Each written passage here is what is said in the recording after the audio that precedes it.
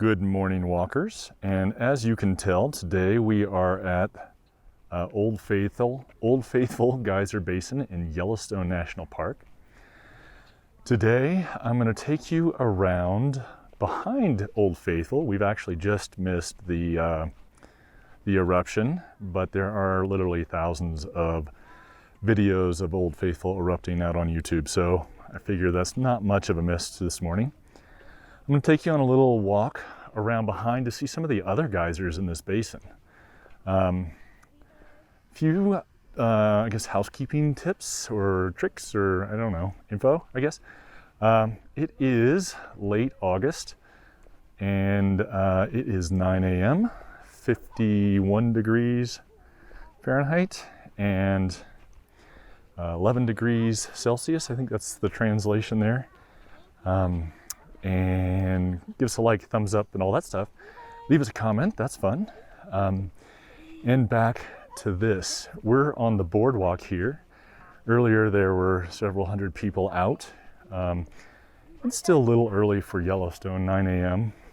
A lot of people tend to get a later start, I think, which is a shame, because if you really want to see wildlife of any kind, you want to get an early start. What else? Oh yeah. So I'm going to take you on a sort of a ambling path. We won't be going too fast. In another video, I'm going to take you around and show you some of the structures and buildings and historic areas of this particular area.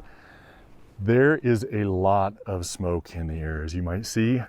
It is forest fire season, and excuse me. There was a small fire just south of here the other day, which is not threatening this area, which is good. But this, and there's another fire over by Dillon, Montana, and of course a bunch in California. And so we got a lot of smoke out here right now. A lot of air quality warnings and that sort of thing. You can really smell the smoke here too. It smells like a big campfire. But other than that, it's not too bad. Obviously, there are a lot of things here that are not open, a lot of services that are restricted, and I'll talk a little bit more about that in the next video. But the geysers are open, as always, and so we're going to go see some of those. That's really what Yellowstone is known for, wildlife as well. But honestly, the thermal features, the geothermal features, are pretty amazing here.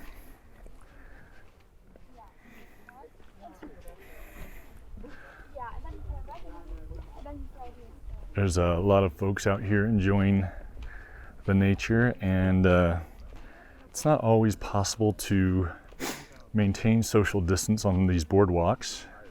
So I am going to be wearing a mask on and off here, so bear with me as I mess around with that when necessary. A little bit about the thermal areas. Please, when you're here, stay on the boardwalks. Not only in most places is it illegal to leave the boardwalk, but it's also dangerous. These thermal features are not like your hot tub.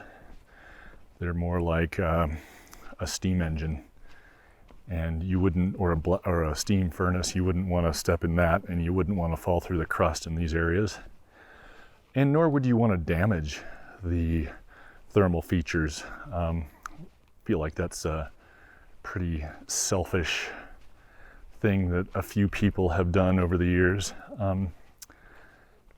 Interesting about the updates, the boardwalk we were on used to be wood. Now it's a sort of a Trex or a synthetic thing. It can get kind of slippery when it's wet out, but today it's nice and dry. And this path we're on right now looks like pavement, but it's actually rubberized substance, which is pretty soft to walk on, very pleasant. We are going to make a right up here, I think, and do kind of a loop. If I can get my mask on again. I'm going to loop back here and show you. That's Old Faithful right there, and in the background is the Old Faithful Inn, and to the left of that is the Visitor Center. As we continue our walk here,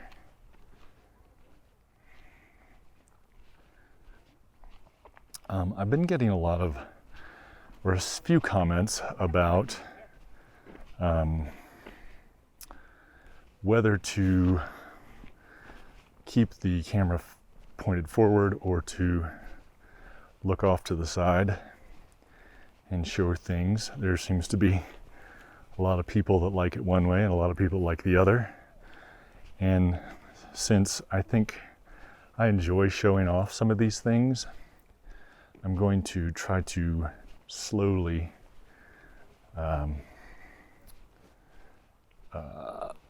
point out things on the sides from time to time. I know that's not ideal for people on treadmills, but sorry.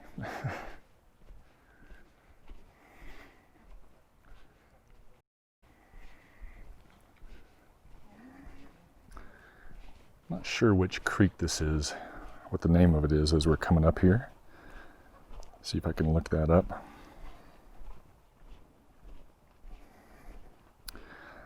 It's not coming up on the Google Maps.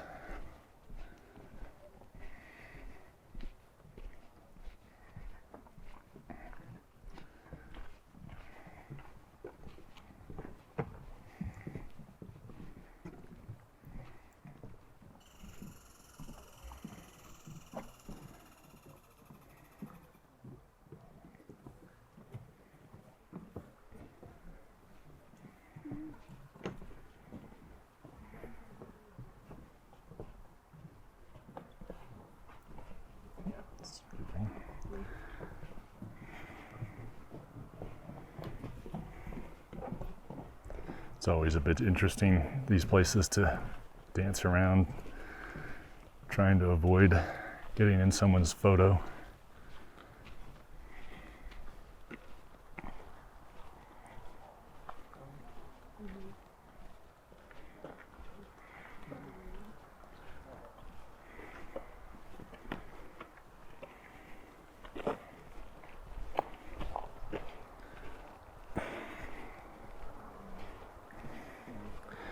So this path off to the right is a half-mile walk up to Observation Point. We're not going to do that this morning. At least I don't think we are. We're going to see how long this actually takes us, how much time we can walk. I want to make sure you guys get your money's worth.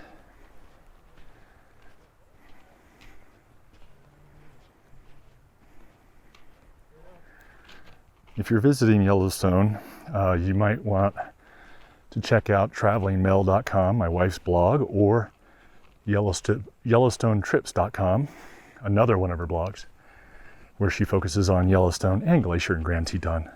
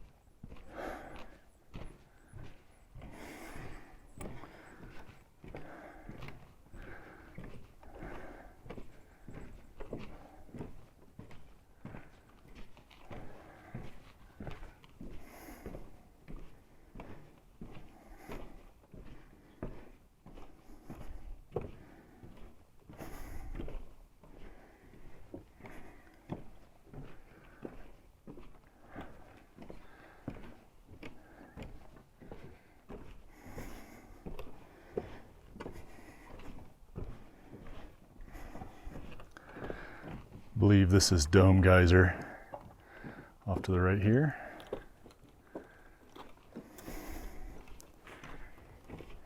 And then I think off to the left is Sulphide Springs. You can see the colors coming off of that. That's not minerals, that's actually extremophiles, a kind of life form that loves the heat of this water. And as the colors change, or the colors of the algae and whatever it is change, the colors change with the temperature is what I'm trying to say.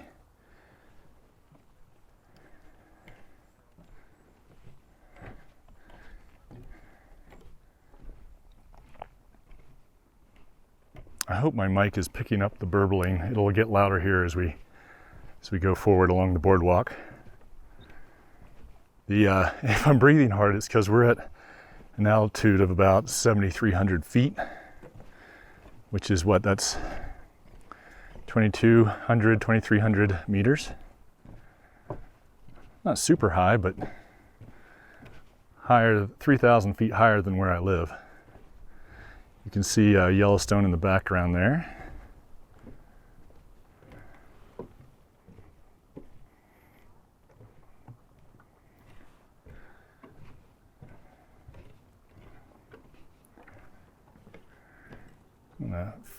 Sorry to be swerving around here.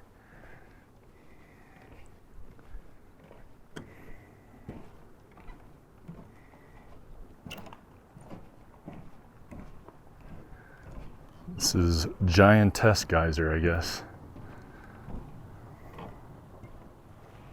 You can really hear them rumbling. This one's erupting over here a little bit. So I'm going to try and point these out. This is actually Kettle Spring here.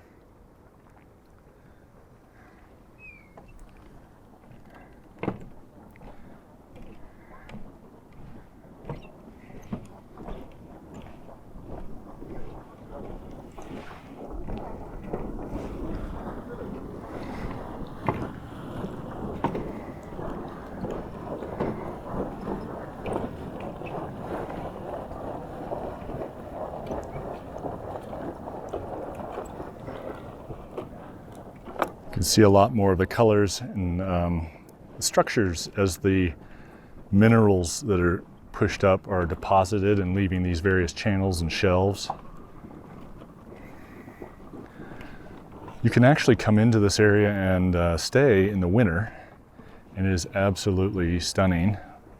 It's very expensive, but it's also very uncrowded, and you can come out here and you have the boardwalks almost to yourself. You do need to dress for the weather. It can be well below 0 Fahrenheit. And but the steam is amazing, and you get these ice crystals from the steam forming, and especially coming out at night, see the moon and the stars. It's just wonderful. I guess I forgot to tell you what that was back there. I didn't look at the sign.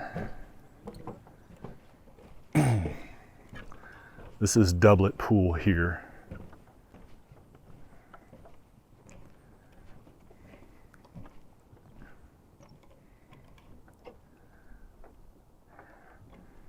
There's definitely a strong sulfur smell here, as you might expect.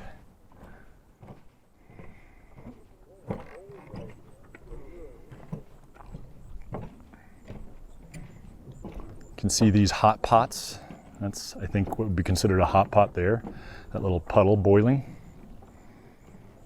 And I think these are fumaroles.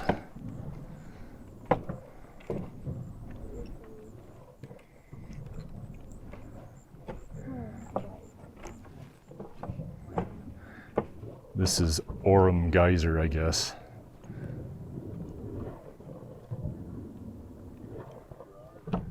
Pretty cool.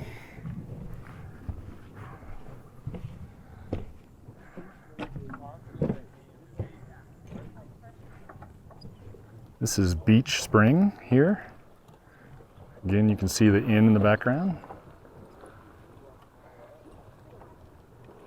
It's looking a little fussy.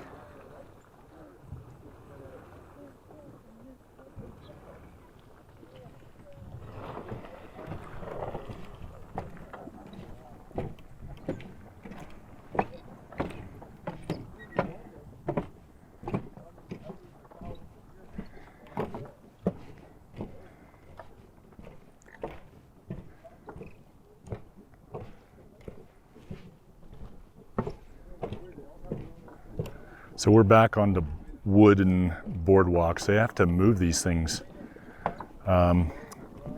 fairly often, surprisingly often, as the geysers and the landscapes are reformed and shifted.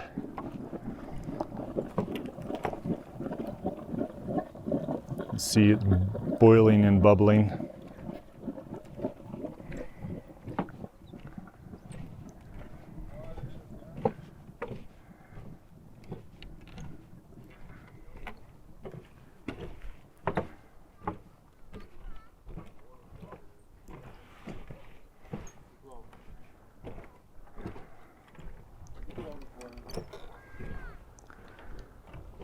This looks like it's called Ear Spring, I think because of the shape.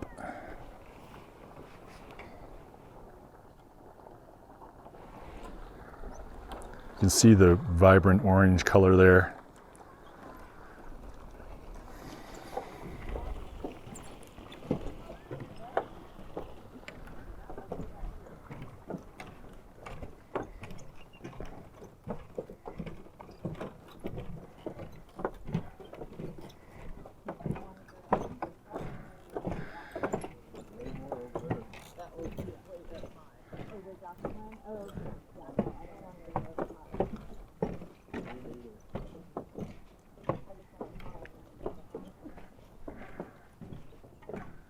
That is the one up there. Yeah, solitary guys is the place. Guys around here. Or if you guys want to. This is North Goggles Geyser here. Goggles Geyser there. And then I'm not sure which this one is. This is Lion Geyser Group.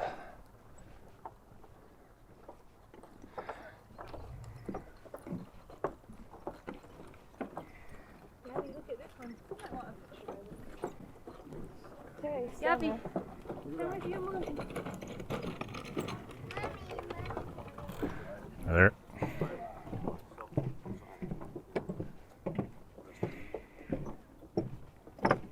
All right.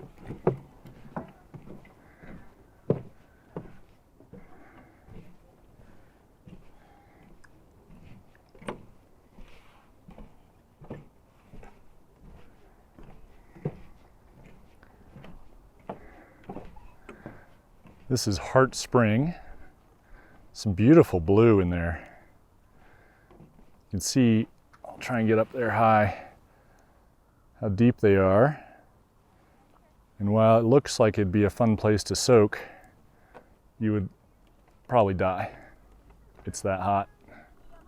In fact, a couple years ago, a guy went out, not here, but in another basin, I think over by Norris, and fell through, died, and they couldn't recover his body. One, because it's too dangerous, but also because basically it dissolved him. Kind of a tragic mistake on his part. This vertical axis stabilizer I got off of Amazon is a cheap one. I used to have a Scotty Makes version, and it was, other than I developed a squeaky spring, and eventually I broke it. It was really well made and well designed. This is not so much. I don't think it's really changing any or dampening any vertical axis. Beautiful steam when you look towards the sun. Oh, we got an explosion over here. We'll go back and check it out real quick. I think that was the Lion Geyser group.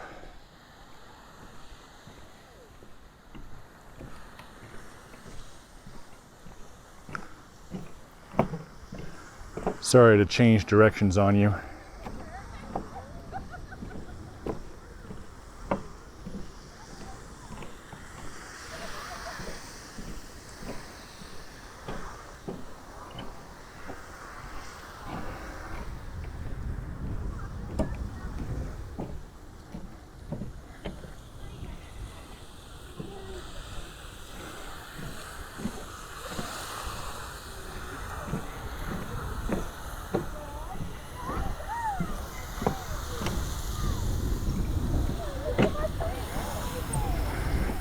Of course, the downside is it's going to get my lens wet.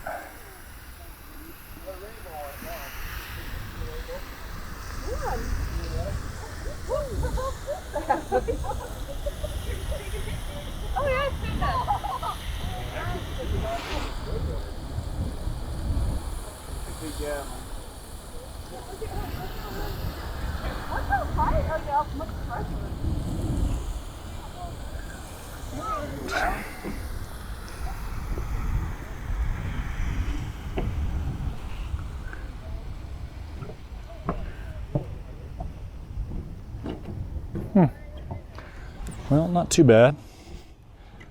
Dig my lens wiper out if I can. Oops. Of course, it's down in my pocket and I'm all wired up. See if I can pardon the interruption here. That's better. You can see it now a little better from over here. It's really, really going. You get a sense of scale with the people to the right there.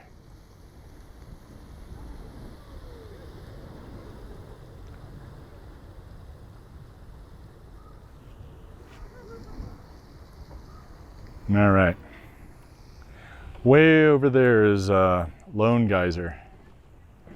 That's a fun one too, but it's a bit of a hike over there. Hi there.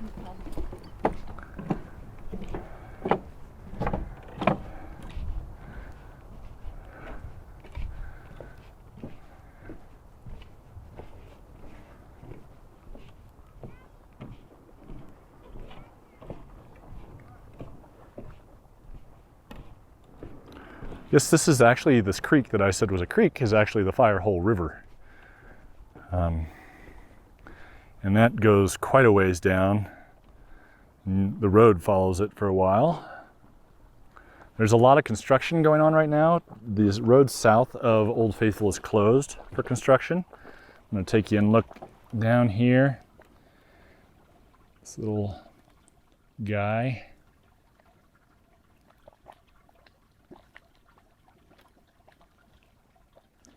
Fun. And they actually just discovered that the overpass into Old Faithful parking area that routes traffic from the highway or from the road over into this complex of buildings was not safe, and so they've closed that and rerouted traffic, and it's a bit of a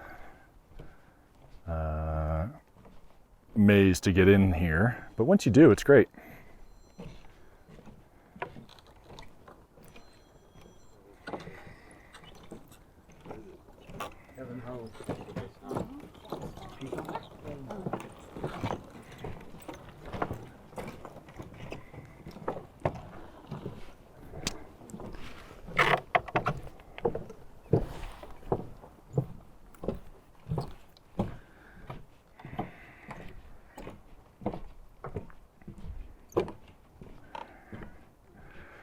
Love the sun being reflected on the wet limestone here.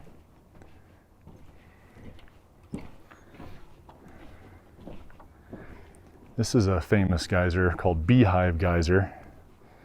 I believe it's the tallest eruption of the geysers in the park, and it's notoriously unpredictable. but I know a couple people that have gotten a chance to see it, and apparently it's pretty impressive.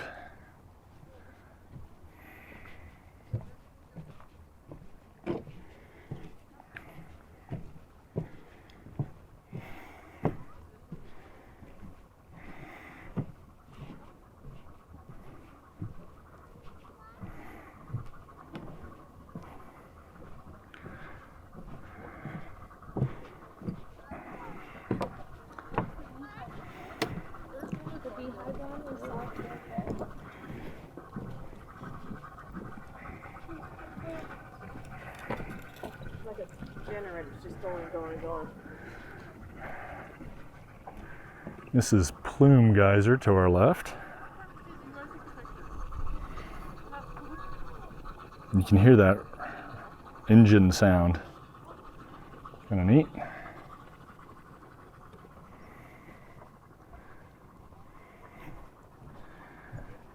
Not sure which one this is. We're going to have to go around the corner and see the sign.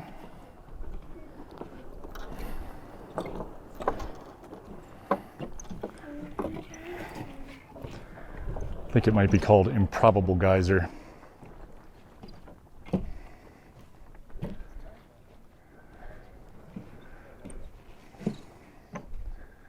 at this one.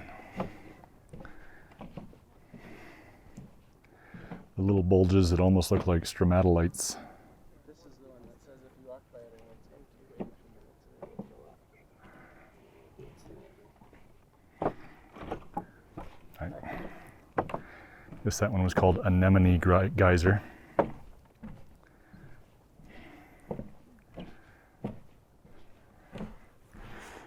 don't know if you can see it, but the high point up there is the overlook that we mentioned earlier. It's a half-mile walk up there. They say 200 feet of elevation. And again, at 7,300 feet, if you're not used to the altitude, it can be a bit of a something to be aware of. It's totally doable and easy, but if you live at sea level, just be aware it might take you a little more than you expect.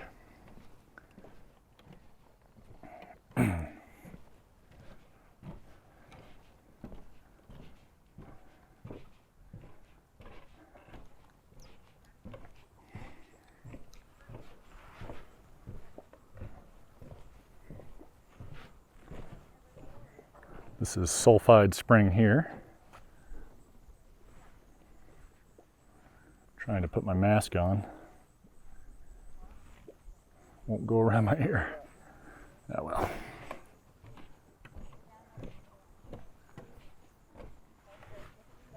There we go.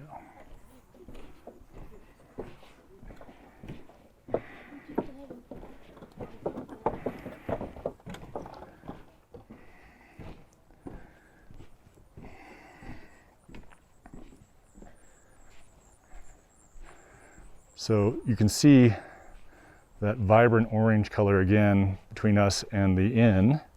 We're going to walk over there to the far side of that and take that trail, which requires us to go cross over again the Firehole River.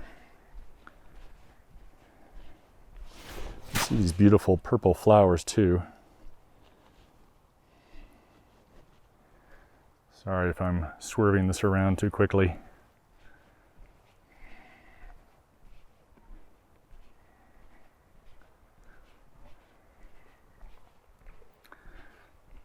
I see a lot of people with coffee cups. Makes me want some coffee.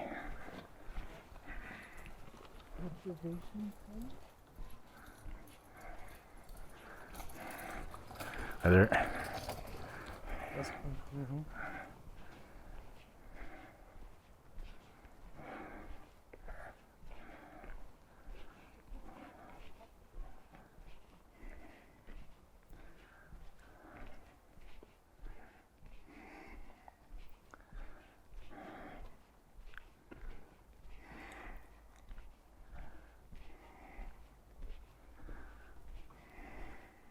This really is a beautiful river. I love the sound. I'd love to come and film this for Amazing Nature Relaxation Therapy channel. I think it'd be hard to get it without, you know, all by myself, where I could get really get the audio. Sorry. I want some on my phone too.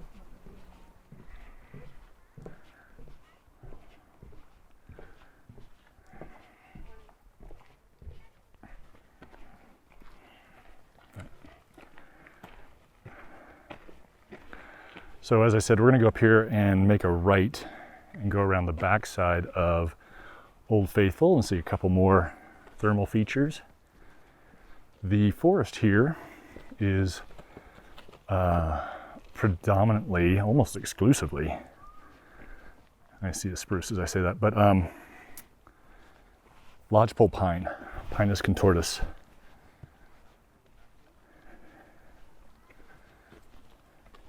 Which, the irony of the name, contortus, is that most of them are very straight and straight trunks, and they were used to build teepees.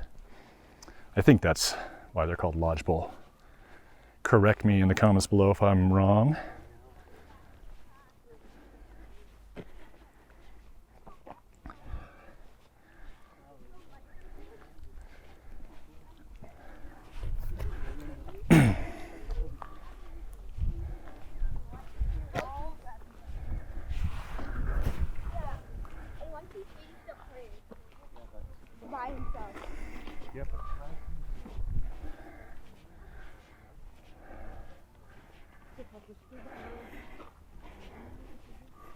Okay.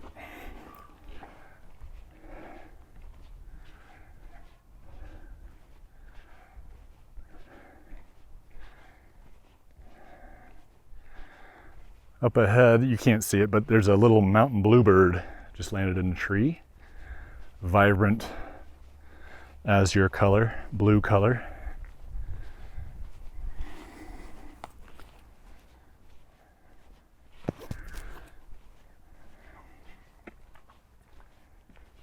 Here on our left, again, is the inn and the backside of Old Faithful. If you ever want to get a uncrowded view, this is a good place to come. The other side with the boardwalk gets loaded up with people. In fact, midday, you're just not going to find an unclouded view. Not close anyway. And here's where it runs into the Firehole River. Here's, if you go down here, is that orange spot I was talking about a few minutes ago. Can't see the orange from here.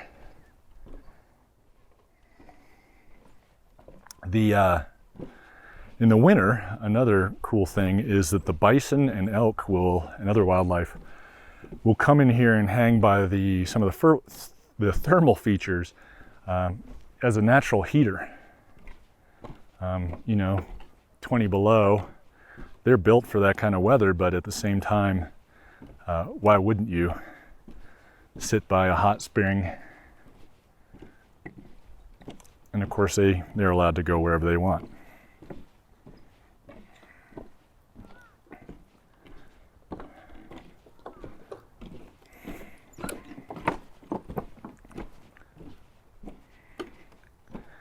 Coming up on another geyser here, or thermal feature.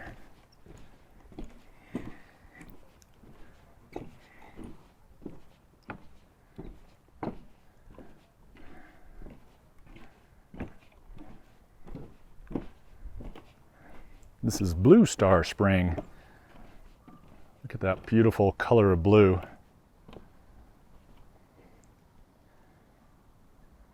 And then it flows down. You can see the orange along the side, and then it kind of gets into a yellow green.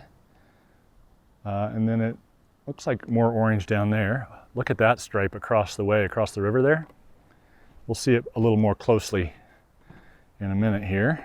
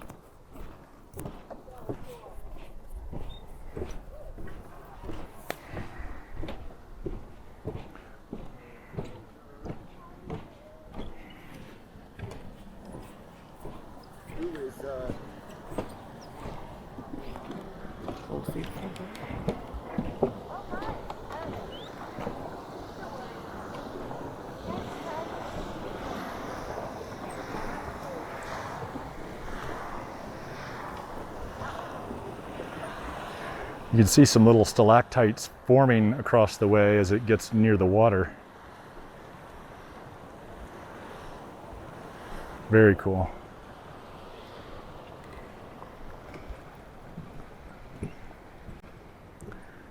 This is Chinese Spring. Ugh.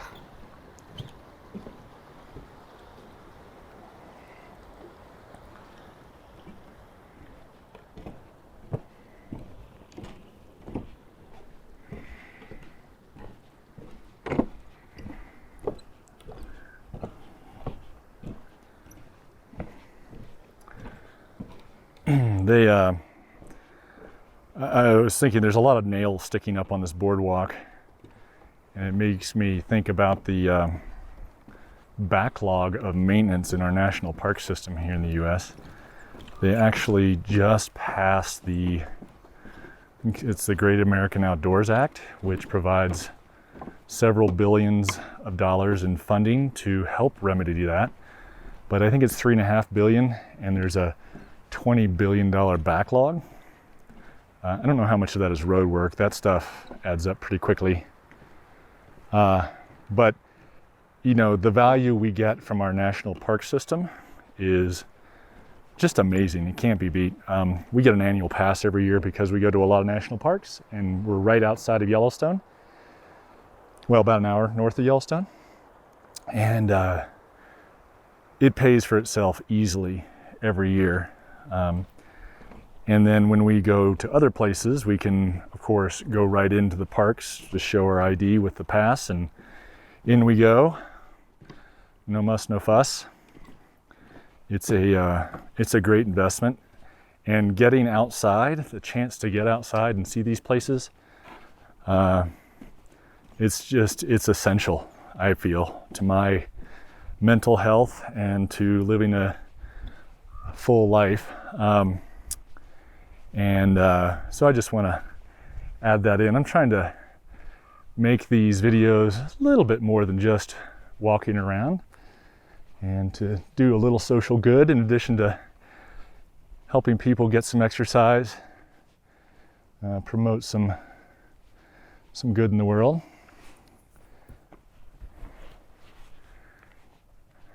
It is quite smoky out.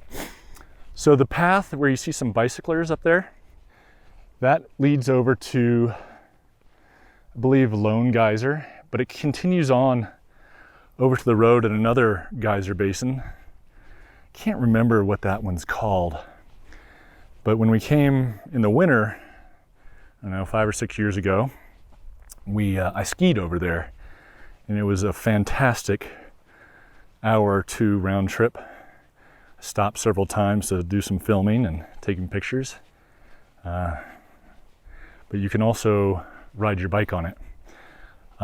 There are a few bicycle paths in the park, or paths that trails you can ride your bike on. This is one of them. Some people will choose to ride their bikes on the roads. I find that's pretty bold, but these paths are nice, well maintained. There are, at the beginning of the year, before they open the roads to traffic, and at the end of the year, after they close them out, I think, there's a week or two where you can come ride your bike on the roads without any traffic.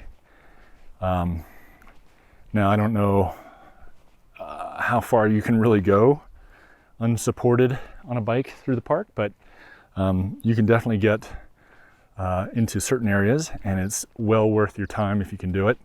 It's a lot of fun, and you kind of have it, not to yourself, but it's a lot quieter. We're going to end up here at Old Faithful Inn. We're going to film that in another video here in just a minute, and we'll post it in a few days. I want to thank you for joining us today at Yellowstone's Old Faithful Geyser Basin. It's called the Upper Geyser Basin where we walk today. I'm going to walk us over towards Old Faithful as I yammer on. Please leave a comment below. I love reading your guys' comments, especially when it's a personal story or a tidbit of info that I missed, or maybe even correcting me on something. I appreciate that. If you disagree with me, feel free to do that in the comments below. Just keep everything respectful, of course. Thank you for that. Give us a like, hit that thumbs up button, subscribe if you haven't done that. We just crossed 15,000 subscribers the other day. That was pretty exciting. And I love seeing the channel grow. It helps me get out here and do more of these walks. And as the channel grows, I hope to be able to do more and more walks. We'll see how that works out with the global situation, but thanks for joining us. I hope you enjoyed yourself, and we will see you next time from Old Faithful Inn, probably, depending on how I post these. Thanks for joining us. We'll see you next time. In the meantime, keep on stepping.